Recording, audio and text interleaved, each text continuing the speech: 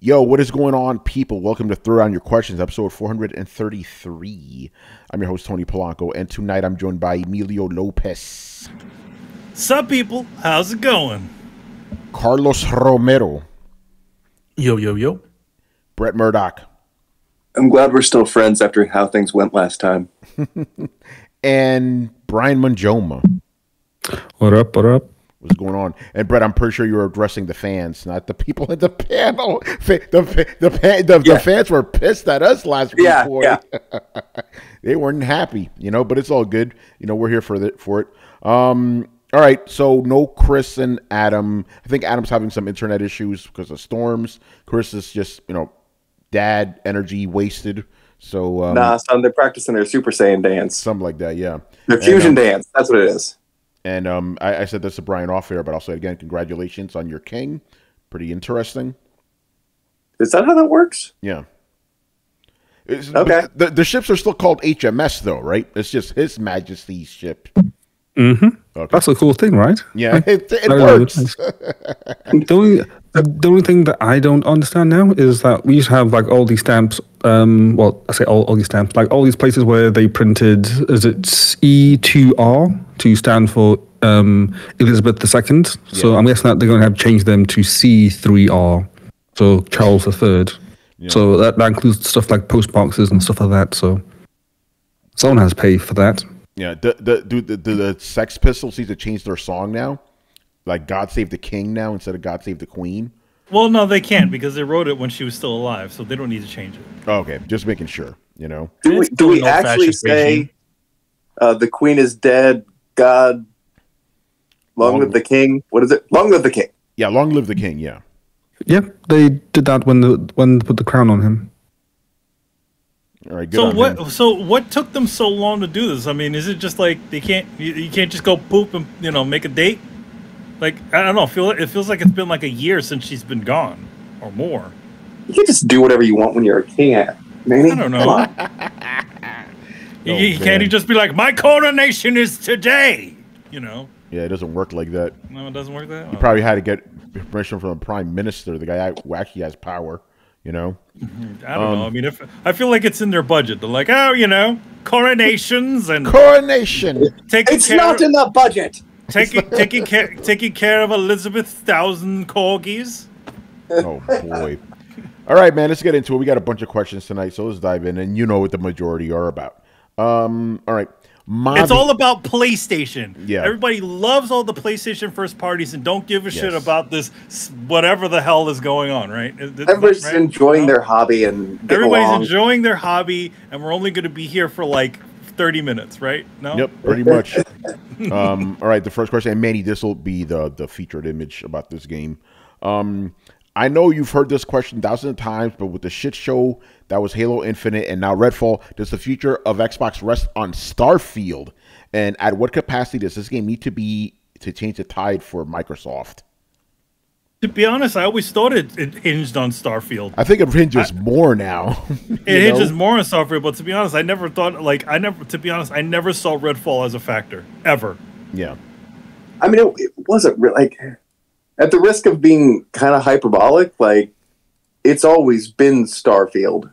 Yeah. It will always be Starfield. Redfall was, I don't know, it's cool, but it's this weird redheaded stepchild of a game. It was already in development that when they got acquired, it's been through development hell, man. Redfall is like if you added sugar to your coffee. You really don't fucking need it, but it's nice if it's there.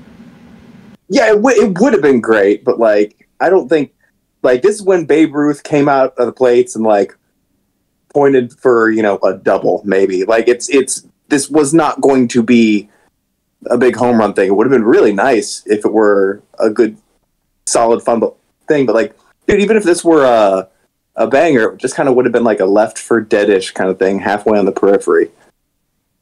Yeah. That what it has shown is it really put Starfield in the hot seat. Yeah, because that seems to, the question is being asked because that's the kind of pervasive narrative now. It's now that Redfall shit the bed, now there's even more pressure on Starfield, which I understand where they're coming from, But I will say this, though. if Starfield, if Redfall had been good, people could have been like, hey, hold on. We got Hi-Fi Rush. We got Redfall. Starfield. Like, that would have been a pretty good run, I think. You know? You think that would have been their hat trick? That would have, not a hat trick, but it would be a good showing. You know? It would look just good. means 3 wins. Yeah, 3 wins. That's good. That's good, yeah. I don't know sports analogy, so forgive me. I don't even know where the fuck that came from. I don't know. But yeah, no, I think there's even more pressure now for sure. I mean, but you're right. You're right. The pressure was always there from the get-go. Probably would have been less so if Halo Infinite hit. But yeah, you're right. I agree with that assessment, basically. I think the problem is it's cleaner cut. Like, it was always that Starfield was going to be the thing that, you know, either won hearts and minds or made people just be like, I don't know what the fuck they're even buying studios for. But, like, with the clear failing of Redfall, and the blame kind of squarely falling on how they've proceeded to do business since the acquisition, I think it just puts really clear edges on the thing. Yeah. It's very easy to see. And like I said, I think before it would have been, you know, Redfall would have been ammo, but the true kind of deciding thing in a lot of people's opinions still would have been Starfield. Like, all that pretense is just blown away. And I think it's put Starfield so much in the hot seat. Like I said the last show, I'm not entirely sure if Starfield can deliver the win that they need. That's like coming out and, you know, like, all right, bases are loaded. We need a super extra ultimate grand slam to win this game. There's no such fucking thing. The best I can do is a grand slam. Yeah, 4 runs. Yeah, I mean, but that's literally what Phil Spencer said. He said the game could be 11 out of 10. It wouldn't change anything.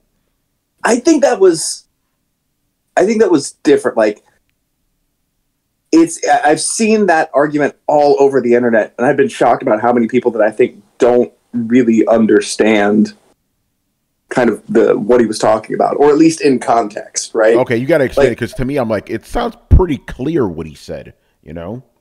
No, he's not coming out like saying everything's defeatist or anything like that. He's just saying, like, our job is cut out for us. We need to do more than just make good games, but it needs to start with making good games. Yeah. Oh, but I do want to say something to that. I don't think what he said was defeatist, because everybody, you know, they took that specific statement and they're like, oh, he's defeated. He's throwing in the towel. I'm like, I don't see it that way. He's right. The game literally could be 11 out of 10, and it still wouldn't do much to change the pervasive narrative, you know? No, like, and I've said this before. Xbox needs like 3 ultra bangers in a row for things to start changing. But anyway, Carlos, go ahead. What were you going to say? It's just he's using that, and I'm gonna say it, that defeatist attitude, saying, oh, if Starfield is an 11 out of 10, well, it's like, well, yeah, the reason why it's that is because the track record is not good. Yeah. The games you haven't released are not good. The onus is on you. It's not on the fans. It's not on Sony. It's not on anybody. You've decided, or your whole structure has implemented something that isn't to par with the competition. It's under your fault. Don't be like, oh, well, you know, Starfield's not going to change any of that. It's like, well, it's still up to you. So if you release a Starfield and it's an 11 out of 10, if you released Senua's Sacrifice 2 and that's an 11 out of 10, if you release another game and it's 11 out of 10, well, then things change. That's what I said, though. That's literally what I said. No. But you said you had a problem calling it a defeatist attitude. Yeah, no, I wholeheartedly think that's a defeatist attitude. Yeah, but you just said what I said right afterwards. I said if they release 3 games in a row, that's a win right there. But basically, I'm trying to say is I agree with what he said, that if this game comes out 11 out of 10, it will not change anything because it's just a single game. So in that context, I don't think it's defeatist. It's just a fact. Understand? Yeah, but it's defeatist because it's his issue. It's like saying Carlos, oh, well, I'm sorry. Do you disagree with that statement? That just on its own? No, I never. That was never part of the contention of the question here. Okay. Well, Carlos, aren't you ignoring the part where he said it starts with making good games, though? He did say that too. Yeah, but what I'm trying to say is he's not saying he doesn't need to make good games or that they make good games or they're, you know, he's still saying our goal is to make good games, which we have not delivered on. Yeah. That being said, you're being reductive of the problem. I like that. Yeah, the question was never, hey, Phil, are you going to catch up to Sony tomorrow, or are you going to catch up to Sony by when Starfield comes out? No one asked that question. He prompted it on his own. Why? Because he feel what? The question. The question was, why don't you just focus on making good games? No, I'm saying Phil brought it up. That no one asked him that question. He's like, we're never gonna catch up to Sony if Starfield's an 11 out of 10. I'm like, why do you even bring that up? It's like the host literally asked him, why like, we've been in this situation before. Why aren't we just focusing on just making good games? If you make good games, it will come. No, but what I'm saying is no one asked him, hey, Phil, do you think if Starfield is an 11 out of 10 that you'll catch up to Sony? No one asked him that specifically. But again, I still believe his statement is factually correct. I'm saying is defeatist. They still need to, I don't think it's defeatist, but we're going in circles right now.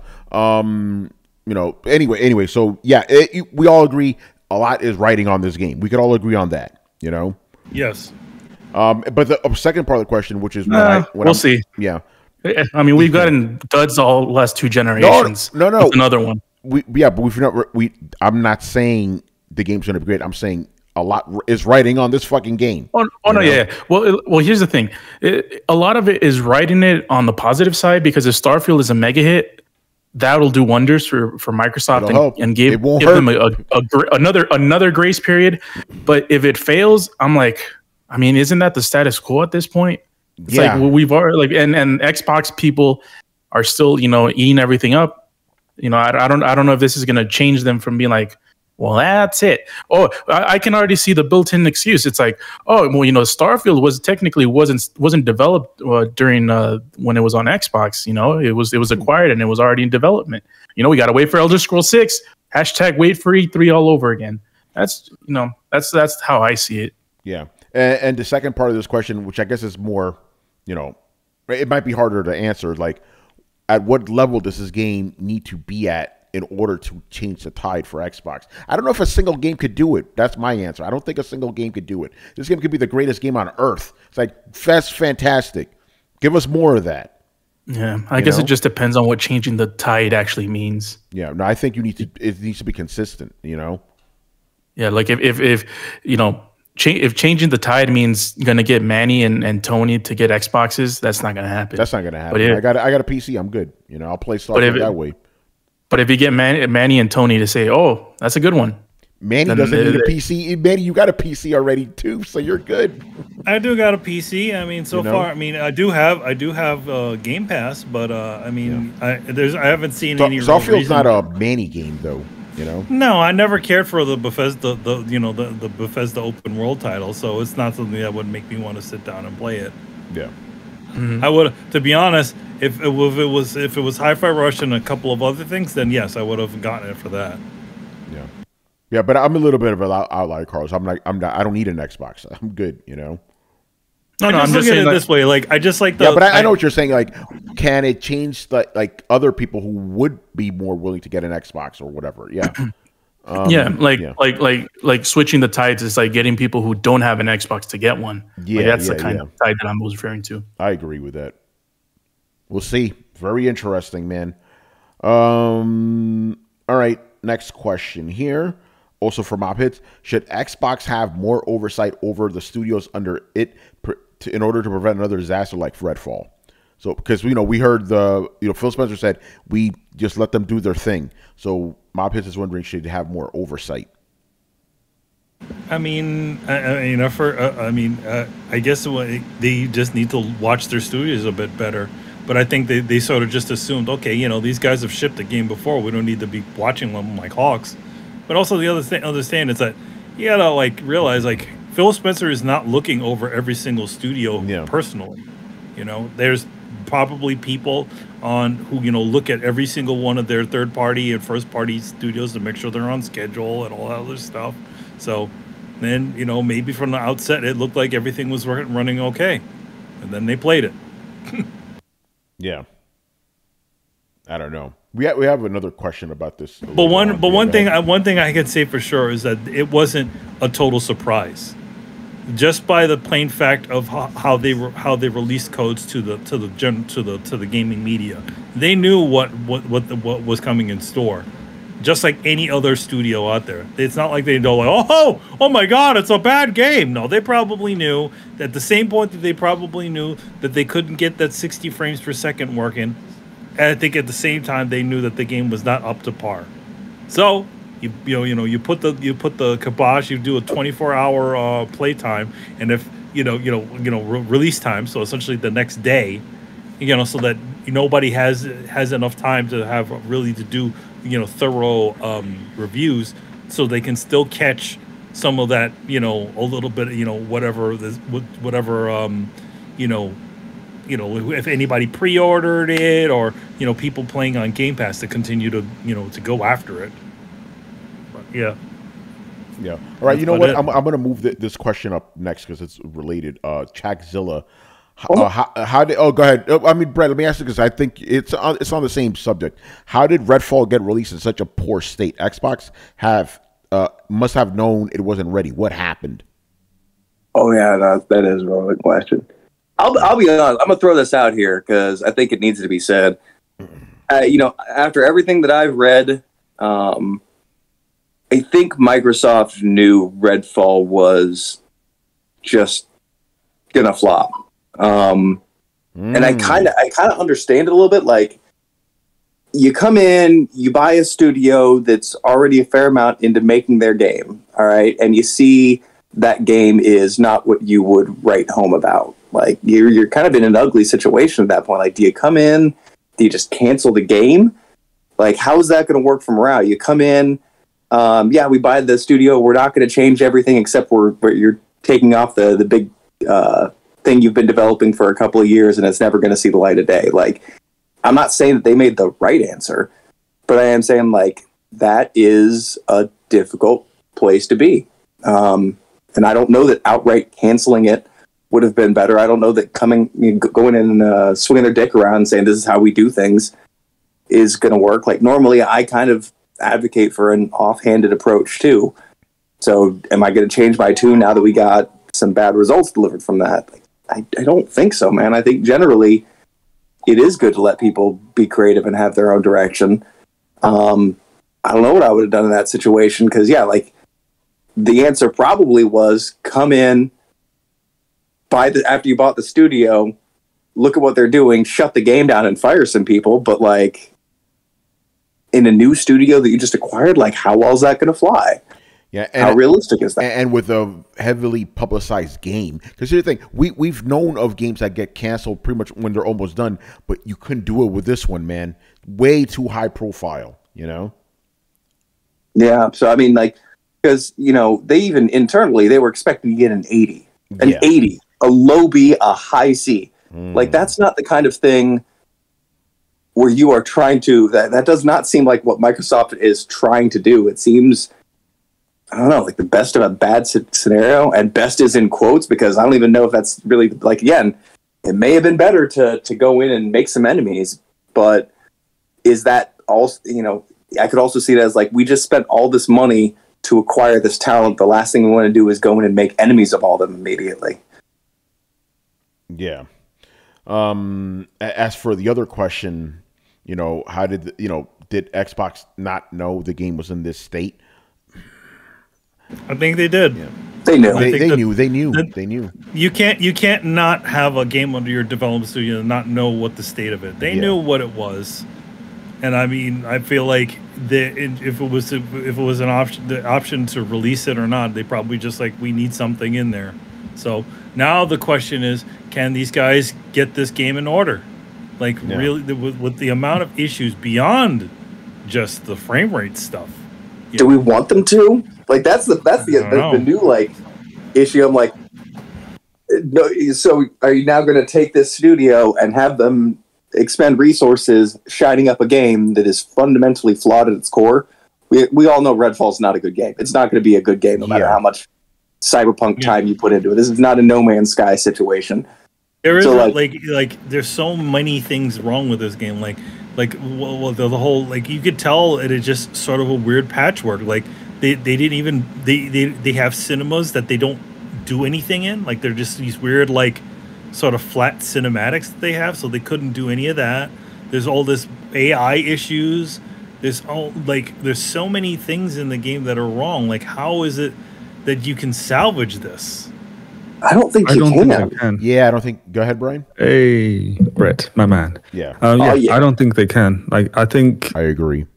Again, I am playing Redfall like right now, and I have been for like the last couple of hours. I'm sorry. It's the changing of the king, you know, so it has to happen. So my thing is I don't think Redfall can be fixed because it's not in a state to be fixed, if that makes sense. Yeah. It's to make Redfall work, they would need to pretty much redo, I'd say, 60% of the game. And I don't think that's going to be worth it in terms of financially. So hence, I don't think that Redfall can be salvaged. Because even if they do fix the issues like the frame rate and the AI, there's still the core game issues that don't make much sense. And that's at the problem of Redfall.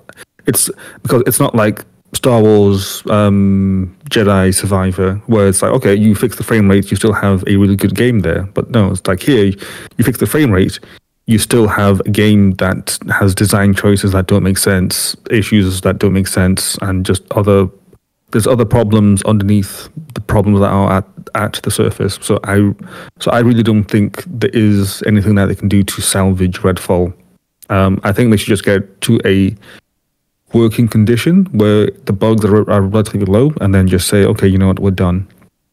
Because it's very surprising. And the thing that really annoys me is it actually has interesting potential. Like there's like an interesting game underneath all this mess. Like let's say half an hour ago, I was going through like one of the buildings. It's nighttime, and then there's a vampire in there, and it's darting around the place. You know, that's generally spooky. You know, and it's interesting. You know, like okay, there's vampires in the building. You know, like where is it behind me? Is it in front of me? I need to hunt it down.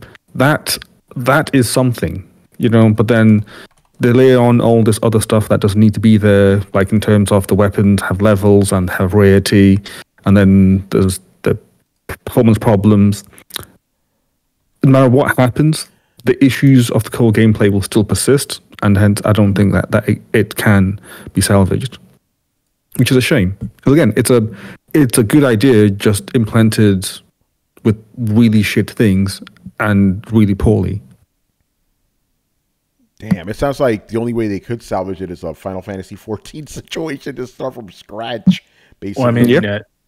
They're not going to do that. Oh, he did? Yeah, he said there's no like. I don't know if someone asked him about delaying the game, and then feels like, yeah, there's no way, there's not any delays that can help this game be what it was supposed to be. That's it then, you know. Again, it sounds like they knew. Yeah, they must have known. Damn. By the way, completely off topic. I'm sorry to do this. Tony, I saw that video. What the fuck are these people doing? Just standing there by the fucking hippo? Yeah, that's stupid. Anyways. They're fucking dumb. That security guard's lucky he didn't get his head bitten off, you know? Mm-hmm. Like people talk about, hippos are cute. That's the most dangerous fucking animal, bro. You know? That's a true savage killer. Yeah, exactly. Like they kill 500 people a year. Like that shit is real. Anyway, next question from Mr. Chakzilla. All right. How many more L's can Xbox take before people have had enough? Why can't the company produce quality games on the level of PlayStation and Nintendo's first-party exclusives? That's two questions. That's two questions, but you know, it's a weird one because again, it's like I feel like the thing that's, you know, partially, I think that's what the frustration with Phil Spencer is on at the show, is that the fact it's like they can't get a win out of any of this stuff. He's like he's talking about Hi-Fi Rush. It's like, how is it that Hi-Fi Rush, the one that nobody knew about or cared about, is the one thing that they're only talking about, and everything else that just seems to just fall flat. Yeah, you know. I mean, I'm not sure if it's a winnable situation. I mean, it's been what, 5 years? now, like we should just No, I mean, and not a win. Like they're not going to win against PlayStation or anything. Just like something to fucking talk about on the damn thing. Oh yeah, well, I mean that's Like something that look like. I mean, again, like we only really have Starfield, and that's it. That's all anybody knows. Like, and then with that slight little blip that Redfall was, but other than that, it's like. Other than playing a bunch of old games over again, and maybe some of those small deals that they make to have certain franchises like Yakuza and all that stuff on there. I think they have Death Stranding on the PC version, but it's all a bunch of old games. Nobody like. I'm not saying that people don't. It's not like. I mean, granted, if you want to ever go back and play all those old titles for a pretty decent price, yeah, go for it. But at the same time, it's like that's not a thing to hinge your service on. Legacy, a bunch of old legacy games. It's the combination of new experiences and legacy. Netflix doesn't go and advertise the fact that they got Ghostbusters on there. Ghostbusters is not the selling point for Netflix. Netflix is like, oh, we got the new Chris Pratt movie on here. We got the new Stranger Things show on here. That's the thing that gets everybody, and then everything else is like the cherry on top. Oh, hey, look, we got all the Mission Impossible films. Spider-Man movies. Yeah, I mean, I don't think it's that they're not trying. I think honestly, just up until now, they've kind of not succeeded. It's like having a bad baseball team. But like, why can't we win any games? Well, because some of the players on this team suck. Well, Jimmy, that's just to make a Mets analogy, since Chris is not here.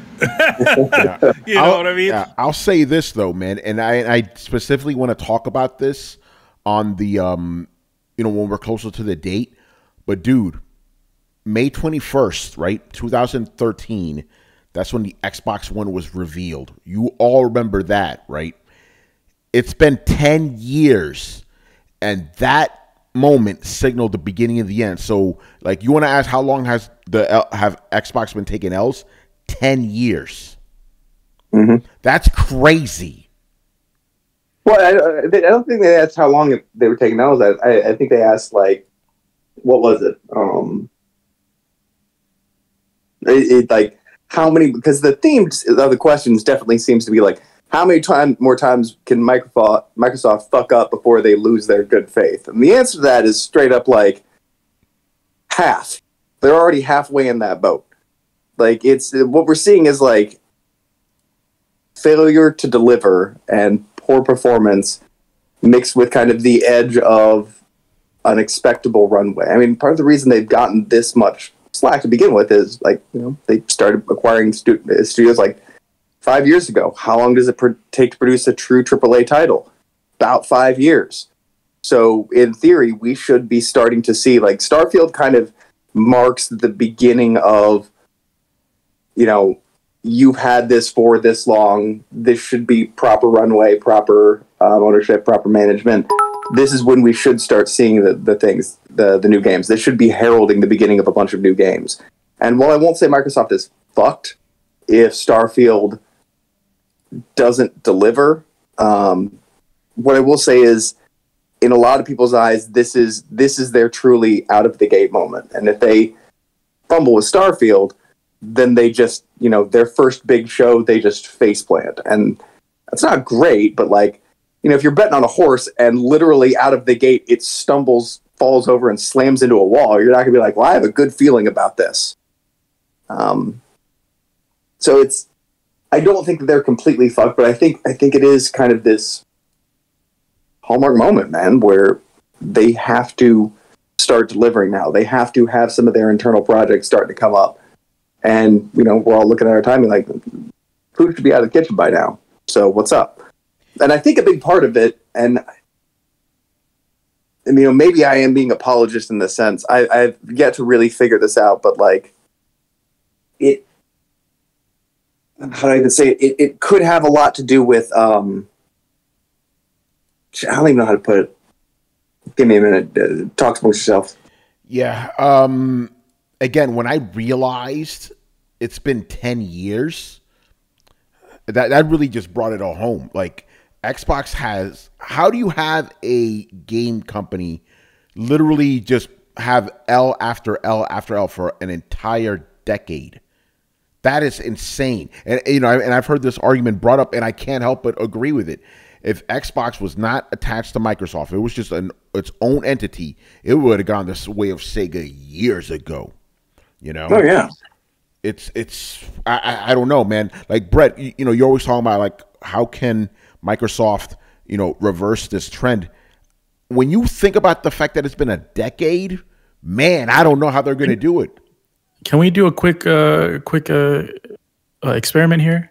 Yes. What's the best game Microsoft has released first party since the release of the Xbox One? I've been thinking about this for 2 days, and I can't come up with an answer. Because mine Forza Horizon games, maybe. Yeah, either that or a Gears game. Yeah, one of the Gears 4? Probably Gears 4. But think about it like this, and I know for a fact I've said this on a previous show.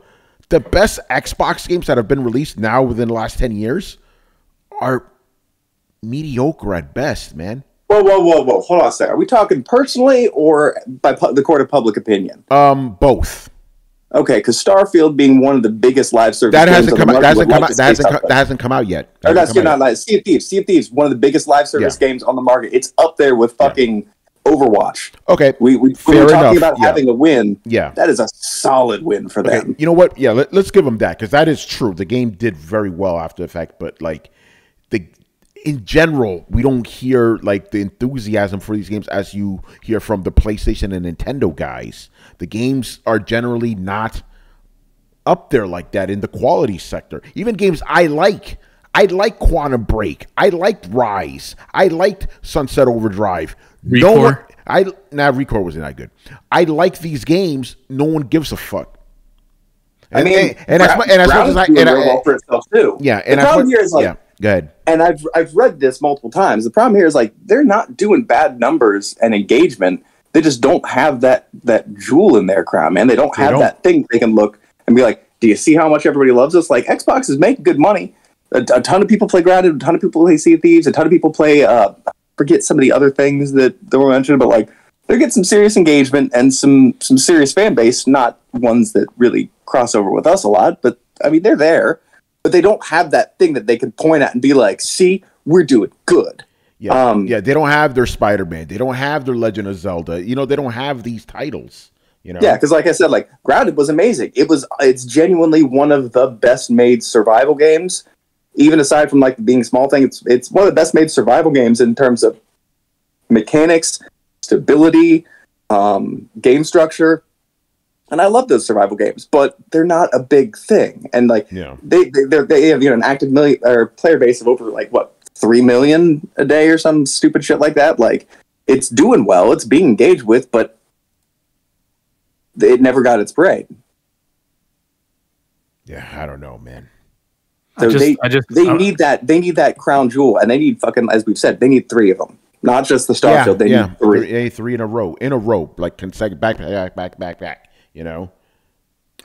don't know, man. Xbox. Mm-hmm. All right, let's move on, man. By the way, just quick shout out to Mob Hits who hit us up with the bids. Appreciate it. I moved this question up because it's also pertinent. Both Black Metal Gamer and Doomeka asked this question. Is it time? And I'm just condensing this for both of you guys. Is it time for Phil Spencer to be replaced as head of Xbox? By the way, even Phil Spencer himself said at one point he's going to have enough knocks on him that it'll be another guy in his seat. Yeah, but to do it right now would just be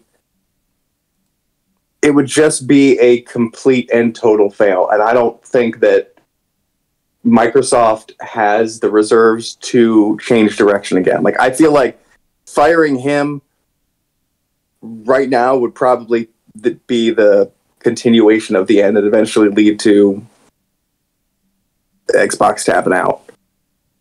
And that's dire. You think he has it in him? And again, this is what's so difficult about this is because you don't want to, like, it's easy to dog on Jim Ryan because the guy's an asshole, right? It's harder to dog on Phil Spencer. I'm being honest because he's a genuinely nice guy, right? But at the same time, he's been in charge of Xbox for most of this decade that we've been speaking about. Look at what's been going on. At some point, he may have to go, man. And I'm afraid. And I'm not saying that lightly, you know, but I don't think he should go. I mean, again, like. But again, what can he do that he hasn't been doing? And see, that's the problem. Like, sometimes this stuff takes a really long time when you're trying to turn a company around, when you're trying to actually get them to invest in games. Because for the first 5 years, Microsoft wasn't even fucking trying. Like, we know at the end of the last generation that they were kind of like, a little trepidatious, which means that not only were things not going well, but they knew that they didn't have the things in the work to make them go well. And so for them to, for him to come in and kind of really get that chance to start buying studios and turn everything around, like, it's what's the saying I've always like? You can't put 9 doctors in a room and have a woman give birth in a month. Yeah, no, I get that, but again, we said almost the same thing about, we got to give him time to clean up the Don Matrick mess. Now it's like we got to give him time to clean up his own mess. No, those goalposts have never moved. And that's why I think for me this Starfield is important. Is like, look, when we get the average development time of a AAA game away from when they acquired the studios, that's when they need to start delivering. And that's what now is. It's been 5 years, the average time of a AAA developed game, since they started acquiring the big studios. So where the fuck are the games? Yeah. Like, until then, like, I understand you have to acquire the studios. I understand you have to write the deals. Now what is it? I think that's the big reason, moreover than any other reason, why Starfield has to deliver. Because even if a lot of people are putting the fine point on that, I think that's kind of thing. It's like, you bought a lot of studios, it seems a while ago. What's going on there, Phil? Yeah. I mean, it's the grace period can only go so far. Yep. But again, it's almost been a decade of a grace period, man. Yeah, exactly. I mean, at some point you got grace period. Well, I don't think 5 years of just falling on their face in the mud. But the thing is, before that, Phil Spencer took over a year after the Xbox One launched. It's almost been a decade with this guy, you know. Even then, you're right. Okay, let's just say he cleaned. But did he clean up the Don Matrick mess? He started reversing. It wasn't until about 5 years ago that they seemed to really. He seemed to be like, we are buying studios. We have heard what you said. You want games. We're going to try and make it happen. We just dropped a shitload of money. It's been 5 years since that. So I mean, that's how I look at it. Yeah. I mean, that's probably fair, but still, man. Anyway, go ahead, Carlos. Go ahead. Yeah, it just depends on what the grace period is for each and every one of us. Like for me, the next 2 to 3 years, I feel like is like the most I could ever give to Phil if he still keeps on delivering the same product.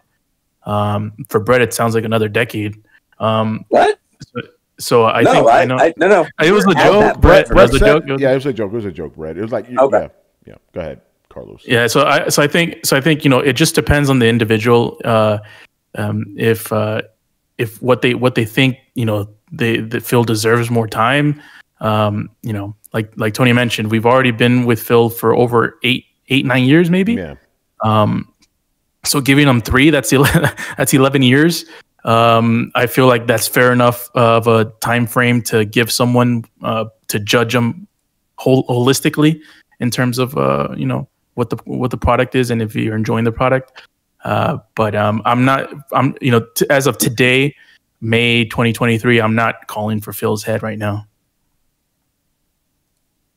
Yeah. Brian, what do you say? It's a tough one because again, we just don't know enough about what happens behind the scenes. All we can judge is the output side of things, and again, given the nature of making games, again, I do agree with both the points raised by Brett and Carlos. Where it's like, yeah, you know what, like there's not been much results from when he took over. Like, yes, we gave him a grace period to clear up the Don Matrick mess, which is fine, as he should get. But then at the same time, how much longer can he actually get as like a grace period? Because at some point we do need to turn around and say like, hey, you've been at this for like X amount of years now, and still there's not been much movement. Like, what's been going on? Yeah. So what? Maybe I think a good stopping point would be the end of this generation, which will probably be in about 3-4 years' time now. So if there's not been any results after the Xbox Series X and the PS5's gone, then I think we should say like, hey, you've had the dogmatic generation, and then also you had your generation, and you had like a transition generation, if you wish, and yet you still don't have any results. So bye bye. I agree with Brian. Yeah, I think that's fair.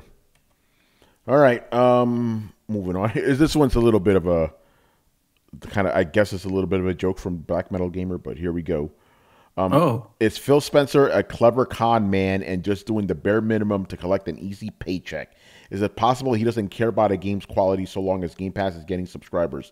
Does he just put on a professional face for good PR but continue doing the same thing over and over? He messed up with Redfall, Sea of Thieves, launch, State of Decay 2, Halo Infinite. So he's just basically asking it's Phil con man. I don't think he is.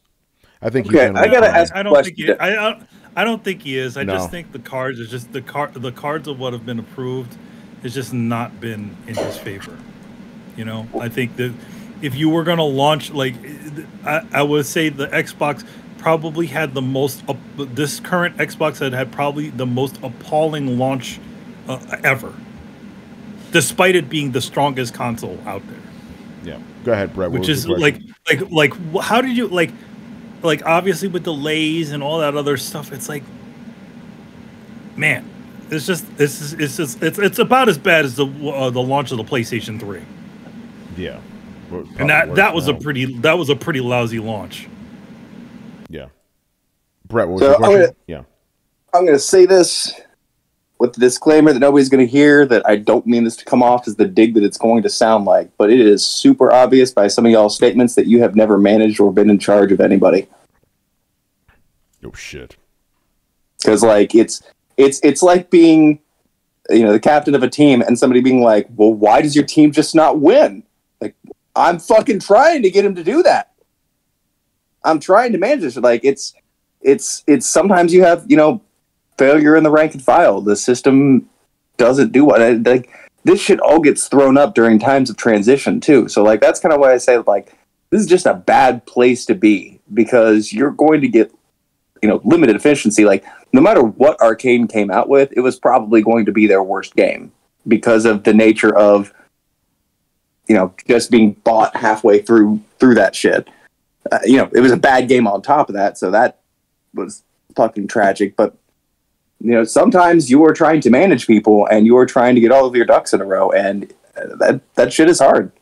It's not as locked down as we take it to be, just because a lot of times Sony just seems to, hit the win button over and over and over and over again. It's because they got an incredibly talented team that has got this shit down to a science and have helped develop modern gaming into what it is. They hold the pedigree, man. Like, they make that shit look easy, but like, look at fucking movies, man. Like, you can have a huge team of people on a movie, and a couple people just don't do a great job. The graphics suck, the writing's kind of lazy, and the next thing you know, the movie's fucking terrible. Like, I'm not going to disagree that this shit is bad, but like, y'all acting like they're doing it on purpose as some sort of like grand conspiracy. Yeah, no one sets out to make a bad game. That's not a thing, By the way, Mob Hits has a question for us here in the chat. He goes, let me ask the panel, come next year and we still haven't gotten Hellblade or an Indiana Jones or a Fable, and we get another, oh yeah, next year will be our year moment, then what? So I guess he's saying if we don't get these games and then we just get like, wait till next year. Like, wait a minute, if they're not out next year or if they're not announced next year? Yeah, that's a good question, Mop. Because I don't think these games are like, maybe Hellblade, Indiana Jones ain't coming out next year. Fable, sure as fuck, is not coming out next year. Yeah. Yeah. So yeah. And when if the answer is announced, like, I mean, I get kind of the impression. I don't know how much I should believe this. I get kind of the impression they're trying to get away from the whole announcing a game to have it come a decade later. I think Cyberpunk changed the world a little bit in that. And I think that they're really trying to get towards the whole, like, damn near shadow dropping, or the things they announce are going to come within a year or whatever. He said anything, a trailer, anything. Okay, so would you be happy if they came out and went like, here's everything we have lined up for the next 7 years, and they just straight up told you now? Look how well that happened. Look how well that worked when they announced what was coming up in the next 12 months. You know, like you can't count on that. Yeah, but even then, like I personally, like, I'm so sick of getting a game and be like, when's that coming out? Like, oh, well, it's still, you know, proof of concept. We've had 3 meetings about it and given some concept artists some designs to work with. Like, don't tell me when you're starting fucking Cyberpunk. Don't tell me about Cyberpunk when you're planning on starting development in 3 fucking years. We got to the point where it was just fucking ridiculous. And I guess the thing that I'm telling myself at night, or I'm hoping, is like, can we just please get to the point where you're not announcing a game unless it's coming in the next 2 years? You know, like, I pray to God that's what Microsoft is doing, because you can tell Phil wanted to talk about some other things, and we know that they have a bunch of stuff in development. They could just be constantly talking about that, but for better or for worse, it seems they want to keep it under their hat. And dear God, I hope as gaming industry we can get back to that. I don't want to quit announcing games that I don't know if I'm going to be dead when they come out, man. Oh my God. And yeah, that's the funny thing about that interview, because people are like, oh, he's pretty brave to be doing an interview during this time. It's like, no, that interview was already locked in place. They were going to do something else. They were going to talk about something else. And then the Redfall insanity happened, you know? So I don't know what they were going to talk about, but that was he didn't go on there to apologize, basically. He needed to take his lumps. It's not even a brave. It's just necessary, man. Like, it's like after you wrong somebody, it's not brave to apologize. Like, yeah, you owe this to your people. That's part of the job. Get out there, sack up, take responsibility. Yeah, pretty much. All right, let's move on here. Chuko 2565. Judging from Redfall, Halo Infinite, Crackdown 3, Bleeding Edge, Battletoads, etc., do you think Microsoft is over its head with 23 studios? Should it stay away from Activision and cultivate its studios? So he's basically asking, are they doing too much? Most of these studios are doing their own thing, though, you know?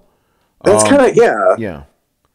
Like, a lot of these games were already in development beforehand. Again, I don't know how much pushing they're doing to get these games out, but, you know, I don't think it's a matter of like, oh, they can't concentrate on all these things. It's a big fucking company. They sure as shit can, you know? Yeah. I also say there was no winning with Battletoads. You're not going to bring back an iconic fan favorite from 30 fucking years ago. It was essentially bare minimalism. And then be like, yeah, we can do that again. Like, nothing was going to make anybody happy. Well, and that's why I had my biggest issues with Microsoft and their direction. And this has to do with Phil. Perfect Dark? Fable? Yeah. Why? Like, the fan base is Fable was a great game when it came out. Fable 2 was even better. Fable 3 fell off the cliff, and then Fable Legends didn't come out, and then now it's a different studio. And they're going to try to get a magic from a studio that didn't do the original and from a franchise that isn't that beloved anymore. And what was the other one? Perfect Dark. Was it ever? Whenever it was like, hey, Perfect Dark. Remember all those good times playing Perfect Dark and thinking it was almost as good as GoldenEye? Like the first one, yeah. The N64 one was the one that everyone loved, but then, you know, they tried to do it in when the Xbox 360 launched, and it didn't do that good. The only reason it sold was because it was a launch game. The only reason Perfect Dark did well was by people who made GoldenEye, wasn't it? I don't know if that one came out before or after GoldenEye. I think it was after. Because if I remember correctly, it was on that there. Let me see. If I remember correctly, and I maybe die because I smoked a lot of weed in my day, but like I remember Perfect Dark riding the coattails of GoldenEye. That's the way I remember it as well. Let me see. Because so Perfect Dark came out in the year 2000, right? GoldenEye came out before that. It must have. 1997. So yes. Yeah, GoldenEye came out before that. Yep.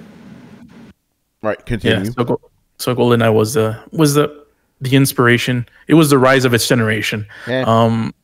But yeah, you know, the direction with trying to make these games, you know, from, you know, these studios where, you know, franchises from people that don't really care about that much anymore.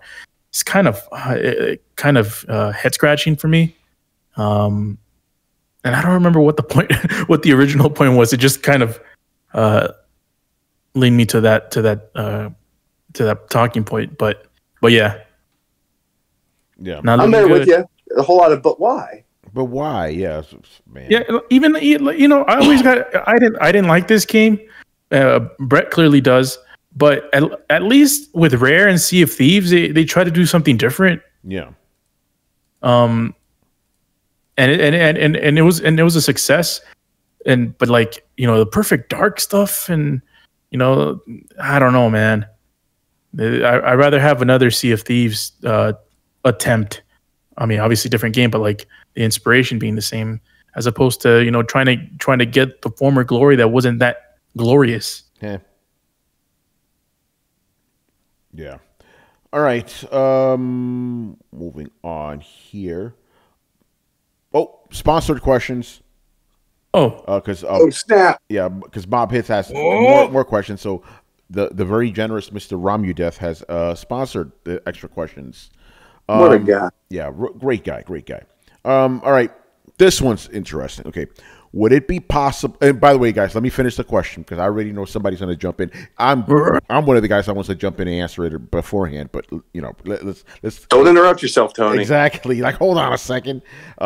Would it be possible for Xbox to revert to a pre-Game Pass model and start offering its first-party games via retail and digital only? Perhaps it can drop games on Game Pass 8 to 12 months after launch. This way, we'd at least see sales numbers instead of just nebulous engagement numbers.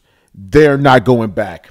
Remember, this is going to be a resounding no. Yeah, remember, the reason Game Pass exists is because they couldn't compete on this level, right? And again, okay, let's just say they do that. Let's go back to a pre-Game Pass model, right? What games are they releasing? Right? Why would you even ask for that? Why would you want this? Yeah, so basically, yeah, that worked fucking 15 years ago, but it wouldn't work now, But that's my answer. No, my answer is no.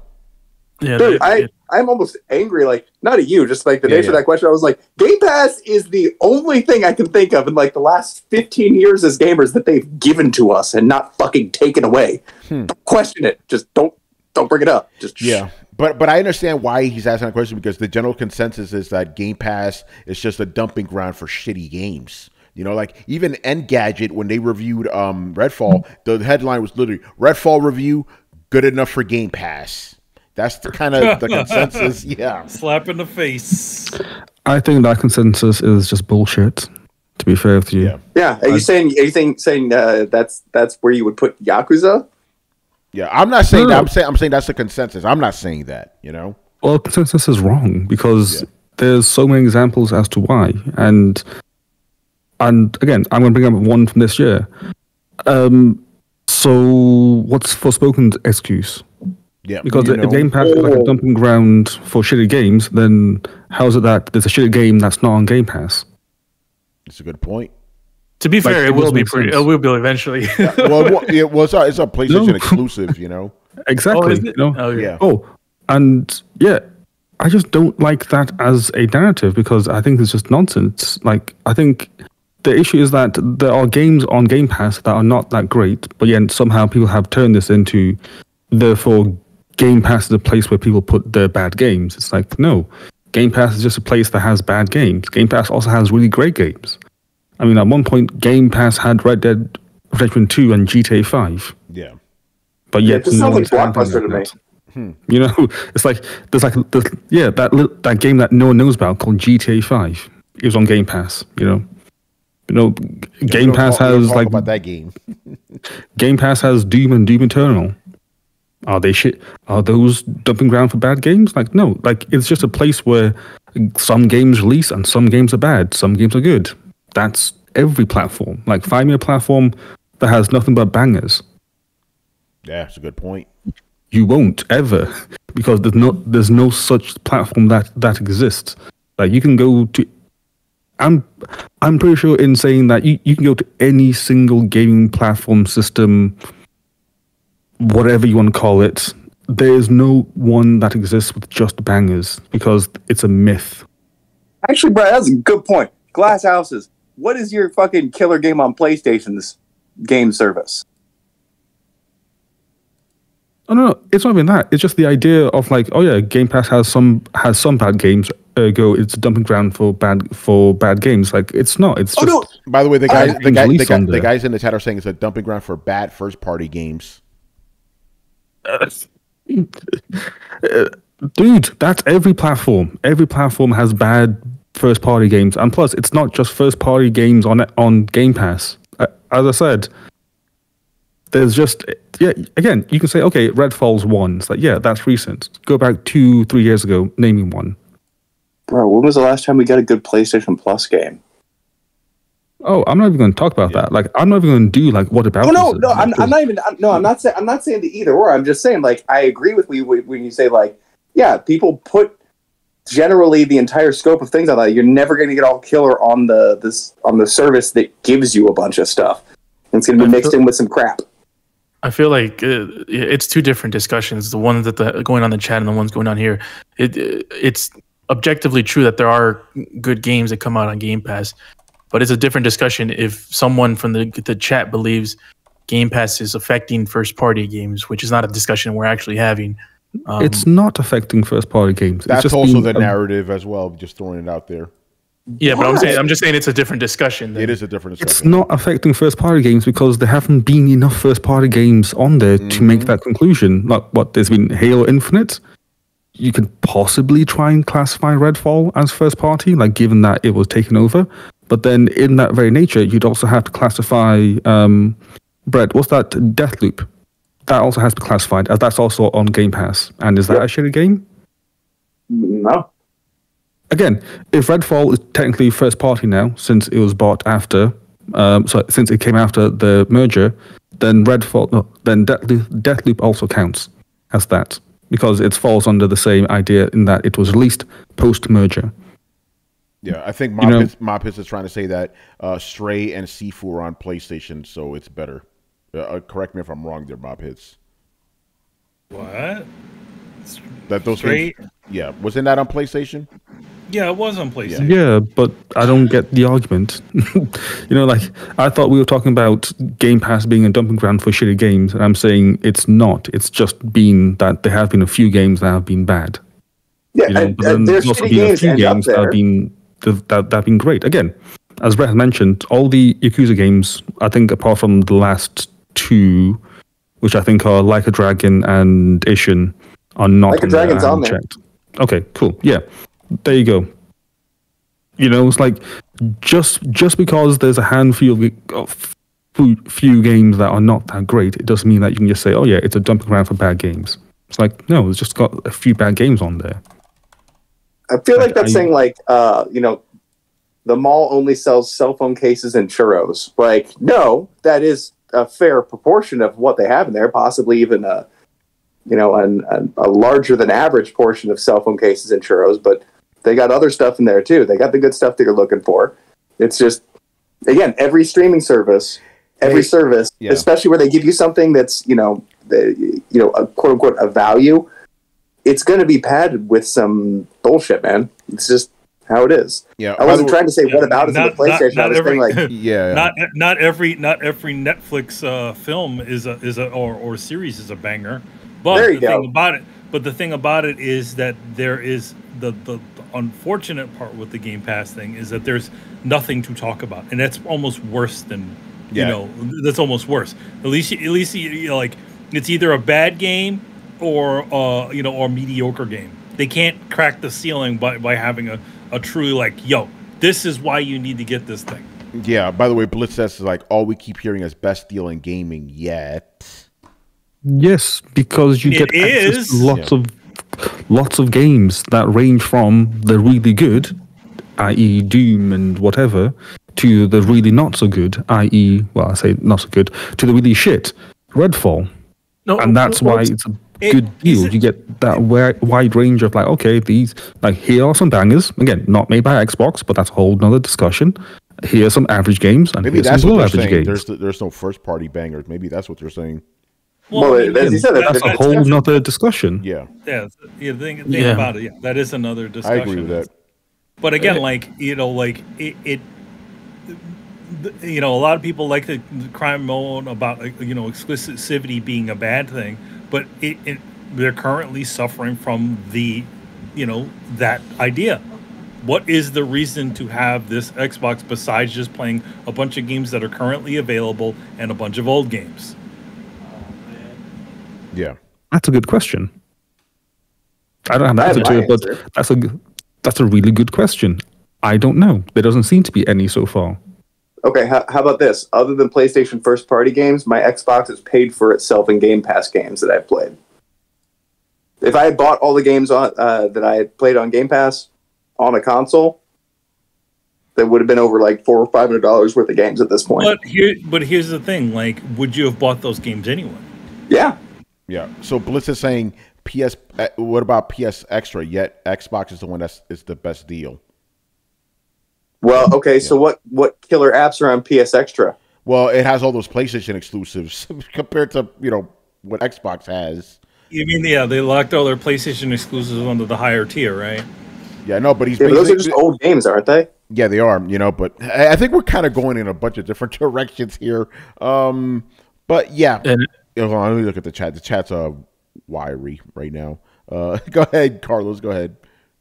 Yeah, it just depends. It just depends on who's looking at the deal. I mean, for someone like Brian, who doesn't play games day one, most of the games that he's playing is going to be for the first time on Game Pass. So for him, I feel like it's a big deal. Yeah, like one of the best deals out there. So Bliss is saying the higher tier of PlayStation Plus is still cheaper than Game Pass. But you this started with you saying like they've got nothing on Game Pass, and then you compare it to a service which has significantly less. But okay, Brett, this is something you were saying. You were saying how you got your money's worth off of Game Pass. Isn't that kind of eye of beholder? I unsubscribed because it had nothing for me, and I guess for him, PlayStation Plus does have something where I kind of assume we're talking about mostly current gen games, though.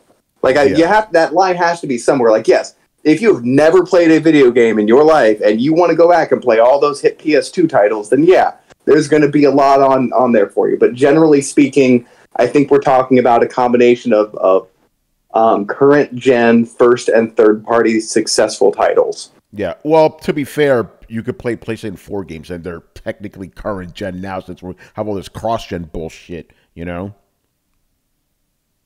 and there is there's a handful of good games on there. There is. Yeah. There is. The PlayStation Plus collection, which they're getting rid of, by the way. The PlayStation Plus collection has some bangers on it. But they're not getting rid of the whole collection. They're just getting rid of that. What is it? That whatever fucking entry bullshit because because those games are already part of PlayStation Plus. It's that initiative. It was that initiative when they didn't have a bunch of games to come out, so they put out essentially that 4 collection, which put out all their. But now all those games are available. By the way, to make it says PS Plus gets current gen third party games. So there you go. But are they Does it have Wulong? Hold on. Good. Can you just ask something? Those games that are part of PSN Plus collection, are they available to the base subscription or higher tiers only? Probably higher tier. Bingo, and that's the problem. Yeah. PlayStation Plus is just unanimous, so they are technically getting rid of them. You just need to pay more for them. Yeah. So the gatekeeping something that the gatekeeping. That's true. Yeah, but and also is the higher tier with Game Pass. It wasn't the lower tier because they even mentioned that even if you get the higher tier, it's still cheaper than Game Pass Ultimate, which I don't know. I'm just trusting these guys. I think they know a little bit more than us in some cases. But it feels like we're just getting wrapped up in semantics right now.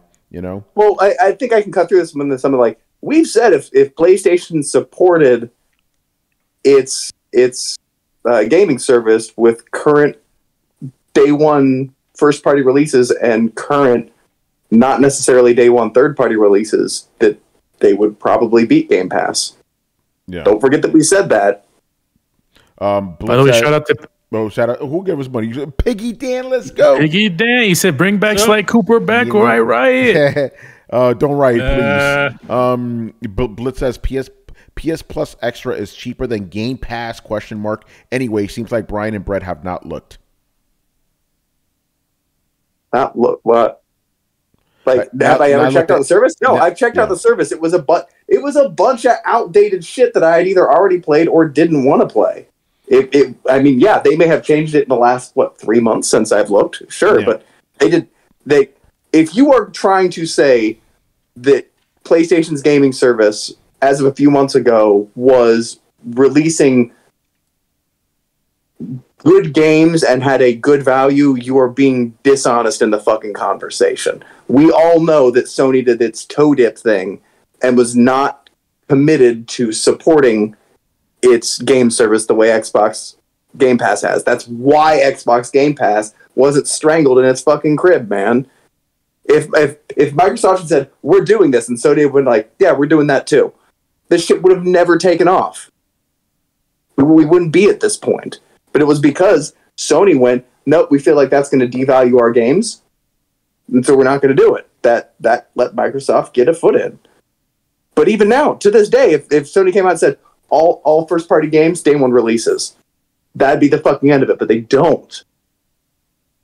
Yeah. And the reason we say that, to kind of close the loop, the reason we say that is because Sony comes out with good first-person games. First party. So a gaming service, a gaming service with good first-party games versus a gaming service with no good first-party games, which one of these is going to fucking win? Yeah. But again, to be fair, if you do subscribe to the higher tiers, you do get those first-party games, you know? And they're not all, like, PS2 games. They're PS4 games. But, Brett, it's funny you bring that up because, like, that's the reason I don't subscribe to either of these. They're just, you know, it's like the last-gen games at the latest. I mean, Xbox has some new stuff, but the new Halo Infinite, I'm not clamoring to play Halo Infinite, you know? So, to me, both of these services aren't good, you know? So, I'm the middle ground right there. They both suck. All right, let's move on. We still got more questions. Another sponsored question here from Mob Hits One. This one's funny. Would Microsoft be better off having an AI manage its studios rather than what they have now? Oh, man, that's brutal. I notice a lot of that stuff is going on. Like, do you really want to give computers the control? Seriously. Yeah. I don't want to give people with computers control. Fuck no. Yeah, look at how Mark Zuckerberg did. Yeah, right? Yeah. Anyway, he did put an LOL, so this is a joke question. All right, moving on here. Alpha Chuck. All right, looking at Bethesda post Starfield, do you think Elder Scrolls 6 will even release this generation? I'm convinced it will be a launch window title for the next Microsoft console. One of the biggest travesties in gaming is waiting 2 decades for a sequel to Skyrim. Now that I think about it, would having Elder Scrolls 6 as a launch title for next gen be a smart move by Microsoft? They could have a high-profile AAA exclusive as a system seller. Oh. Yes to all of that. Everything you said, yes. Yeah, sure. I mean, I don't think this game is going to come out this generation, so yeah, make it a next gen game. Why not? No, it's not. And like, oh my god, I'm sorry, I just have to say something. Like, I want to play another Elder Scrolls before I fucking die. I've been supporting you since I was a kid. Just 20 years for a sequel is not okay. I understand you don't want to be the studio that just does this one trick over and fucking over again, but being like, oh yeah, I'll tell my grandchild about the next Elder Scrolls that'll come out, and he will play it in my name. It's not okay. It is not okay. It is crazy. It is crazy that we still haven't got another Elder Scrolls game. Yeah, right. It's what 2010 since Skyrim. Let me check. And Skyrim is a ridiculously big success. 2011. Holy shit! So it's been 12 years. Wow. It's crazy. Yeah, and they haven't announced the next one yet. Yeah, they did. They did announce it. Yeah, they technically did. Remember, it was just mountains. Elder Scrolls 6. Elder Scrolls 6. They announced it, but they didn't say when it was going to come out. Obviously, right, you know what? Right after those things don't even actually necessarily even need to become games. I've seen vaporware with more announcement than that. Yeah, but they did announce it. You know. Yeah, it's sad. And motherfuckers lost their minds. It's almost exactly the same way that they announced the Starfield, where they just showed a giant satellite. Damn, the question. Hold on, Black Mage goes, what's coming out first, GTA 6 or Elder Scrolls 6? Fuck. Oh. I'll go with GTA 6. GTA 6, yeah. I'm going to say my grandchildren. Yeah, I don't even have kids. Beyond Good and Evil, too. Ace Ali, what's going on, brother? Oh, man. All right, next up here. All right, now we're going to go into more general gaming questions. Next, this one is also from Alpha Chuck. He goes, special shout out to Brett. After his sermon hyping up Armored Core 6 last week, I have been playing the older games on emulators, and now Fires of Rubicon is one of my most anticipated games of the year. My question is, if FromSoft knocks this game out of the park like all the other games, will that create a resurgence of mech games similar to all the Soulsborne clones? What do you say, Brett? Well, I don't think in general Armored Core is not going to be a Soulsborne clone. No, but he's saying, will that game do for the mech genre what the Souls games did for all the clones that came out afterwards? That's what. Yeah, because motherfuckers are followers. Here's the thing: like the amount of mech games hasn't officially stopped. No, we've been consistently getting mech games, but we've been consistently getting mech games. So it's like, I mean, to be honest, like Armored Core originally was one of those titles. I was like, yeah, it's was a pretty good title, and it just slowly declined. So, yeah, So, Brett, you say it will. I mean, well, first of all, anytime somebody does something successful in gaming, everybody copies it. That's just how it is. Yeah. So you think this Zelda single-handedly set the precedent of AAA modern gaming? We all know this. I don't know. No, about that. No. I was a joke, Tony. That was a joke. I thought, because it was Rise, son of Rome, For instance, like did Sekiro is considered a Souls game, but it's not officially really is one because its mechanics go against the Souls formula. Yeah. So, are we seeing a bunch of traversal games coming out like that are like Sekiro? I don't know about that. Or ninja games. I've heard that Armored Core may have more in common with Soulsborne games than you might think, though. Like in terms of how they handle. I mean, I think there'll be similarities and I think there'll be differences, but mechs used to be a big thing, and while I agree we never stopped fully getting them, it is no longer the heyday of giant fighting robots. And I think if somebody sees that the market wants giant fighting robots, they're going to be like, hey, we can do giant fighting robots. I mean, let me know if I'm wrong, but I feel like this is the biggest sentiment for this type of thing. Like, we know what the potential is for a truly realized 3D mech game, and we just haven't gotten it yet. Yeah. And if Armored Core 6 is what reaches that, then we can say, yeah, there's going to be a whole bunch of clones to follow because they finally tapped into the formula, but we still have to see them do that. I think the real question is not going to be, are there going to be a bunch of clones, but will there be other legitimate games?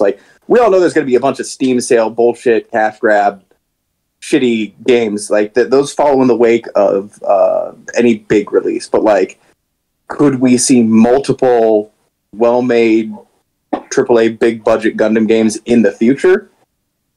That one I'm not as sure about. Yeah. It's an anime games. They hardly put in budget to those.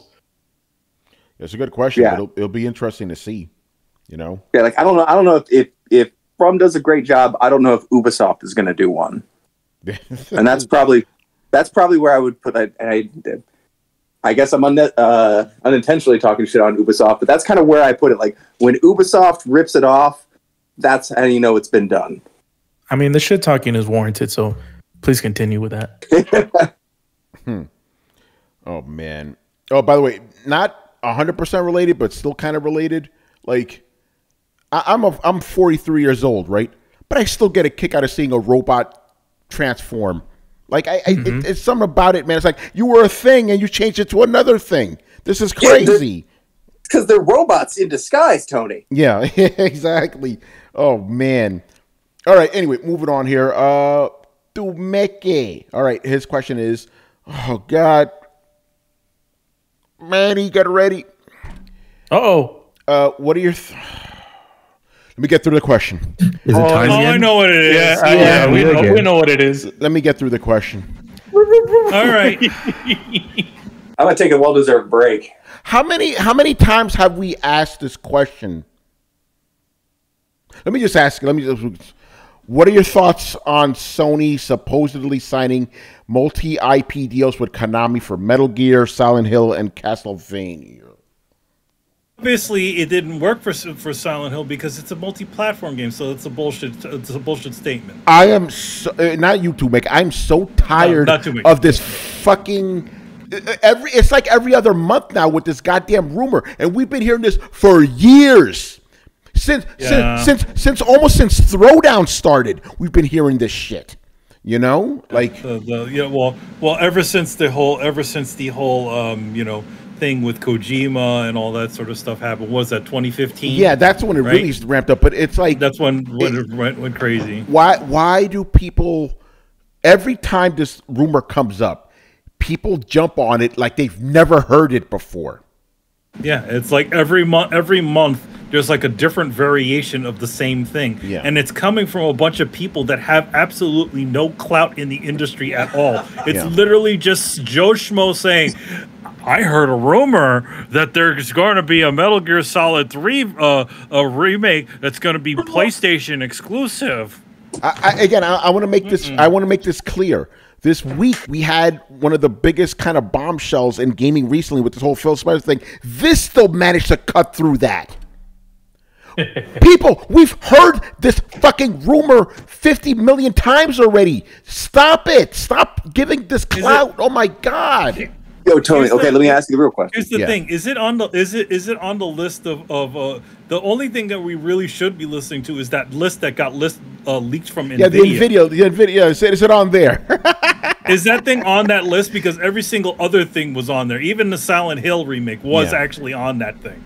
Yeah. So, Pig Dan, no, Abandoned did not come out. Abandoned has not come out, and it might be abandoned. Yeah. Brett, what was your question to me, man? You and Manny, actually. Like, okay. I feel like Kojima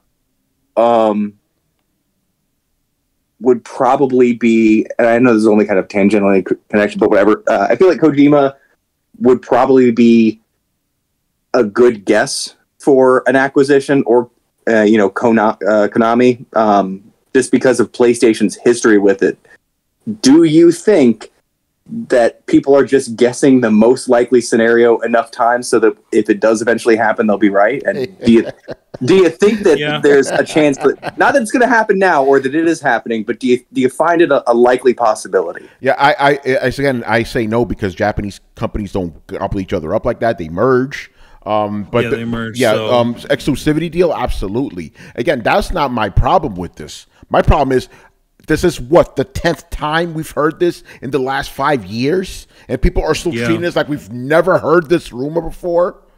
Like, do you people have bird brain? Really? What the fuck? We keep hearing the same fucking rumor, and you guys keep eating it up every time. Oh, I'm one of my favorite books here. Obviously, there's the hope that Metal Gear could come back, to its spot, but like.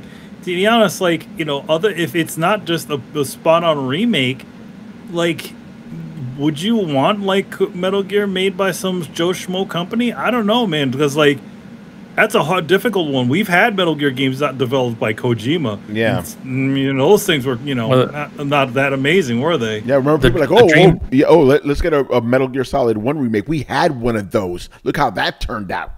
Twin Snakes. That was not very good. Yeah, Twin Snakes was, I know some apologists, but that game was kind of garbage. Exactly. But real quick, C. Iverson in the building. That's my nephew right there. What's going on?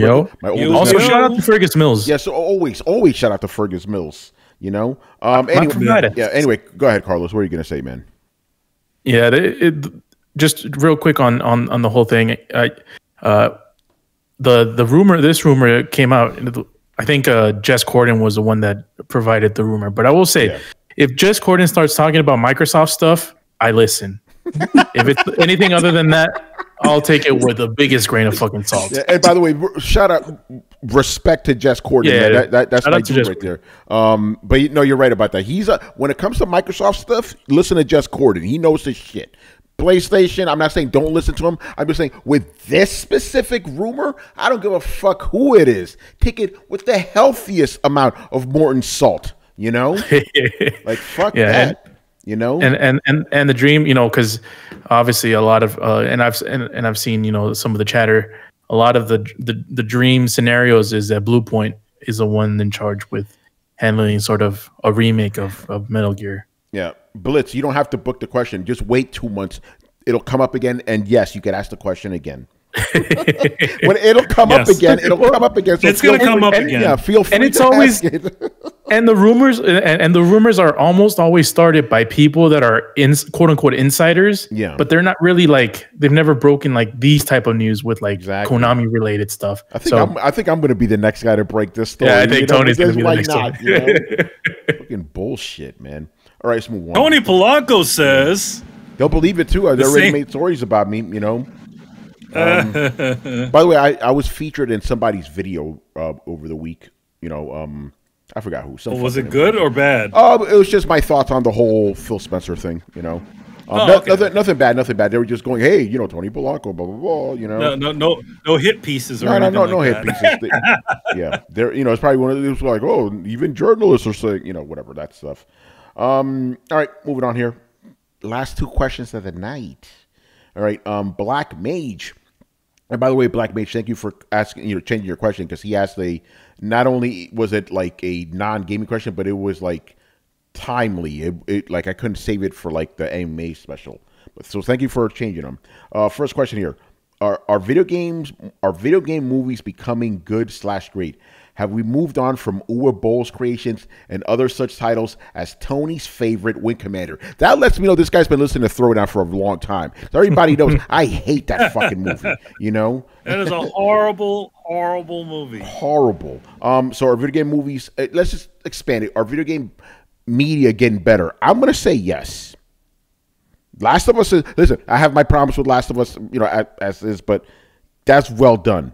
Mario's $1 billion, and people generally seem to like it. Adam, you know, he loves the fucking movie. I'd like 10 times. Yeah, I would say the thing about like a lot of the video game movies and video game content, the biggest difference from when we were younger and now is that all the people that are making it grew up with these things. And you're right, and Manny, even expanding it. What's that Netflix show everybody likes based on a video game?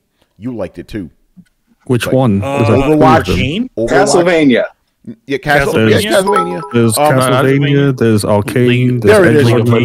That's it, Brian. Arcane. Yeah. Okay, Arcane. Like that's not even based off the game. Like thing has the game has absolutely no story. They literally the game has no story. The show has no right to be that good. It is the weirdest goddamn thing. Yeah, but I feel like we're getting good amount of stuff now. But in general, they did have an open field to play in, a playground to play in. Yeah. So I feel like for them, they're sort of a unique situation. Black Mage with the bits. Let's go. Yeah, I know you're right about that. Let's get the bits. Cyberpunk, that counts too. The Edge Runners. Edge Runners. Again, an open field. They literally made another character that exists in the same world. Yeah, go ahead, Brett. Sorry. So, yeah. Brett, go ahead. I lost it. Oh, well, never mind. I got distracted by a sandwich on my timeline. Anyway, yeah. I remember. Yeah, go ahead. I will say this. Objectively speaking, they are giving these things way more time and budget. I mean, just look at the Fallout series, right? Like they're throwing millions of dollars at this stuff. Used to be anything game related. They're just like, I don't know, give it the bare minimum amount of money we need to do this, and then we'll just move on. So I think that you're getting better results, but I also think it's because people are investing more, and I think the investing is telling of them getting good returns. People wouldn't be investing a shitload of money into a Last of Us TV show unless they thought they could fly. And also Sony literally was sort of semi-funding the thing too. Like they have their own production studio that literally sort of develops these things into films and, you know, TV things. That scares me. I mean, I know they do it. Just what's scary about it? I mean, better them adapting their own shit than having some dope decide to change everything around, right? True, unless it divides their focus, which like all it is just it's not like it's going to affect the games. All it is just another division of a PlayStation, kind of like you know like a bunch of the other stuff they have. So I don't see it. The change. It's not like they're co-opting Well, they did co-opt what's his face to Neil Druckmann, but come on, Neil Druckmann. All Neil Druckmann has to do is just write a script, and then have his guys essentially start making a game. I don't have any cause for concern. It just makes me nervous. I think that's fair. I think it's better them handling this stuff than some other person. But then again, even Sony's film development factory didn't have the best start with that Ratchet and Clank movie. Yeah. By the way, do we think the Gran Turismo movie is going to be good? I don't know if it's going to be good, but it's not really based on Gran Turismo as the apparently thing. Apparently it's based on a true story. It's based on a somewhat true story. Yeah.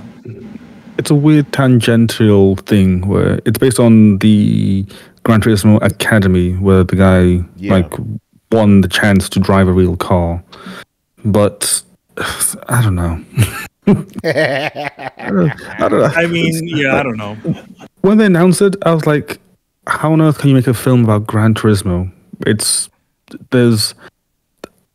nothing cinematic. Well, there's nothing that you can translate to cinema about that game. Like, again, there's no narrative, there's no overarching story or ideas behind it. It's just kind of, you just drive and get better. So they just show guys just like I thought that they're going to do something like Grid Legends, where it's like, okay, you have a guy who's racing in the Gran Turismo or something, and he's just trying to make it big. So he starts off like a small town boy, comes to the city, drives fast cars, there's a rival, etc. Yeah, I did it on purpose. Nice. Like, I thought it was going to be something like that, where it's very cliche. And then I seen this, and it's like, it's slightly better, but even then, it's just like, it's about gamers. Yeah, before y'all get too hyped up, don't forget the Monster Hunter movie is not that old. Oh God, that's right. Thank you, Brett. Yeah. Oh, I got a question. And let's not forget Mortal Kombat. And Mortal Kombat and that Resident Evil Netflix thing and Halo, the TV series. Yeah, we're still getting There's drecked. still a lot of stinkers out there. Yeah. By the way, and there's Twisted Metal that's coming too. Yeah. Oh God, no. I know there's a lot of stinkers in between some of the good stuff, but beggars can't be choosers in this thing. So, are we ready to crown this as the golden age of video game adaptation movies? We're not there yet, man. Not yet. All right. And the last question of the night. We've had a variant of this before, but I'll ask this. This was different enough. What are 5 gaming-related items, games, peripherals, consoles, etc., that the panel would put in their own time capsule, not to be open for 500 years?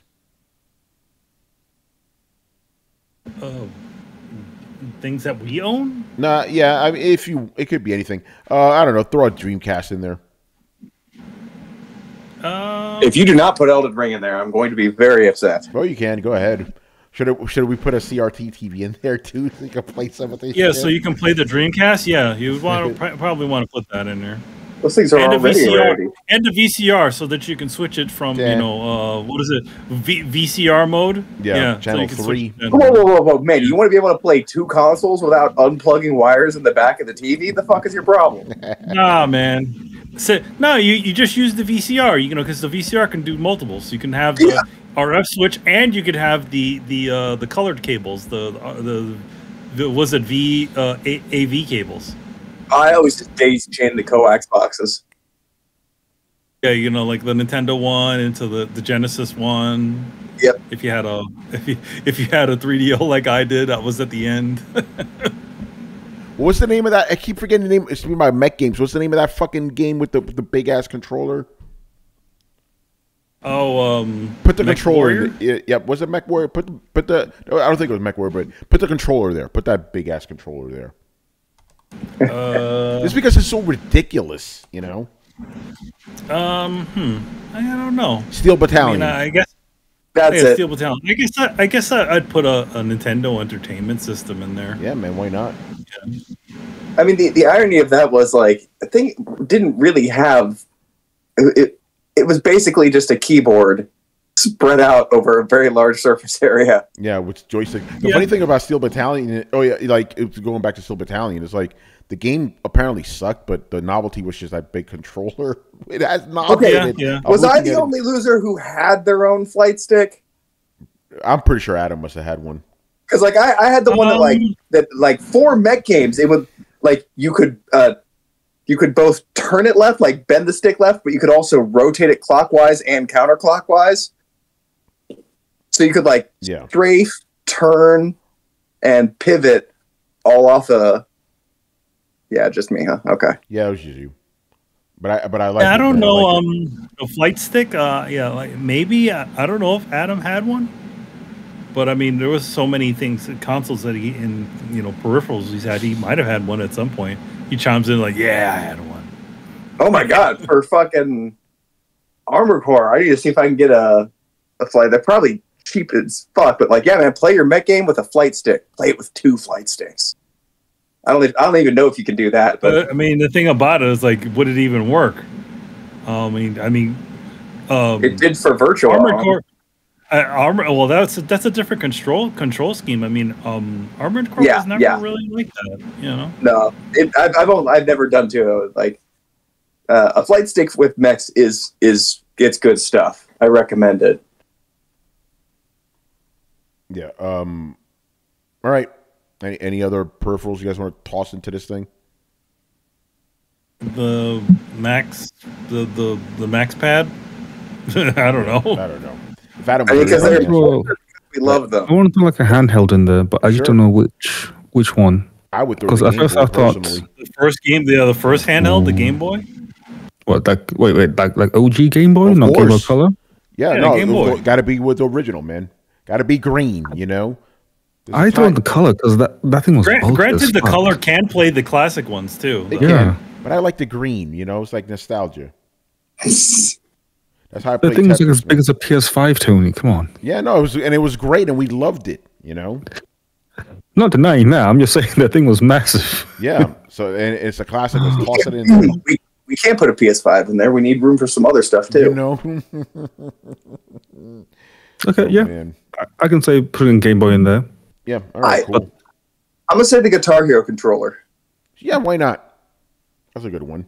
That was classic in its way. All right, I think we named 5. Good enough. All right, man. We're done. Another good show. Good show. I'm assuming we don't have anything to plug, or do we, Carlos? I don't know. Nothing this week. Probably next week, maybe. We'll see. Yeah. Walking Dead. Yeah. Walking Dead. When's that coming back? Yeah, it's coming later this year, later this month. Sorry, but we'll see. Ooh, I like what Fergus Bill said. It's Steam Deck with plenty of emulator games on it. Yeah, man. Good stuff. The full body suit, Big Dan. Adams is that hasn't come out yet. Yeah, no, but it will be. Saturn, Dreamcast, Game Boy, Nintendo, PS2, OG, Xbox, 32X. Why not? Just put the whole Voltron in there. To make it. I'll ask it because it's the end of the show. Why not? But whoever answers this, don't go too deep because I'm ending the show in like 2 minutes. But Mob Hits wants to know if anybody saw Guardians of the Galaxy 3. I did. Did you like it? I liked it. Okay. I liked it. I liked it better than 2. All right, cool. All right, there you go. Let's get out of here. Make sure you follow Throwdown on Twitch and Twitter. Join the Discord where the conversations and the rumors are always popping. You could also find us on any podcast app by searching for Throwdown Show. That's 2 words, Throwdown Show. Throwdownshow.com to listen to past episodes. And if you have been watching us on YouTube and enjoyed the content, make sure you hit like, subscribe, and hit the bell to be notified of when our premieres go live. Links to everything down below. Once again, I was your host, Tony Polanco, and tonight I was joined by Emilio Lopez. See you next time. Carlos Romero. Peace out. Brett Murdoch. Deuces. And Brian Manjoma. Later, people. All right, people, you already know. Thursday. Later. Latest. Peace.